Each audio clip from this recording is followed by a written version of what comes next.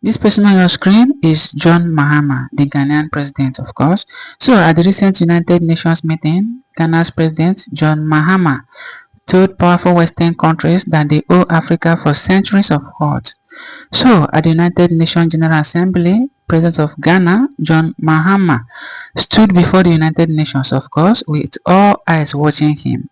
So President Mahama stood up and said Western countries left behind deep pain in Africa through colonialism, slavery, and of course exploitation. So now those nations should be held accountable. Of course, he didn't whisper. He made sure everyone heard him. So Mahama made 5 key points. The first, he reminded everyone that the future is Africa. So Mahama reminded everyone that long ago, Africa had almost no say in how the world was run. But now by 2050, more than 25% of world's people will live in Africa. And a third of all young people will be from Africa. So Africa must have a bigger role in making world decisions. So secondly, Mahama demanded for UN reform and power shift. So he also asked that Africa gets a permanent seat on the powerful Security Council. Of course, the team that makes major world decisions with veto power too. So he said it is unfair that only 5 countries now hold much of the control. So thirdly, Mahama asked for reparations and justice.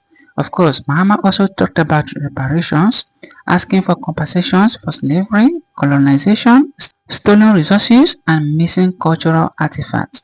So he said countries that benefited from taking from Africa should pay back. So the fourth point made by Mahama is global fairness and voice for Africa. So he addressed climate change, refugee crisis, especially in Sudan, and how sometimes migrants from Africa are treated differently than others. So he said the world's money and power system are still rigged against African nations. So lastly, Mahama talked about progress at home. So Mahama also shared what Ghana is doing. He said Ghana cut inflation from 23.8% down to about 11.5% in months. So he introduced a reset agenda to reshape Ghana's economy.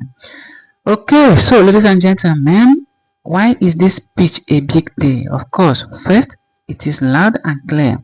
Africa is done being ignored. Then secondly, it is about fairness. Of course, when you take something from someone, you should give back. Then thirdly, it is about power and voice. Of course, Africa wants to speak for itself on world stages. Then the last but not the least is it affects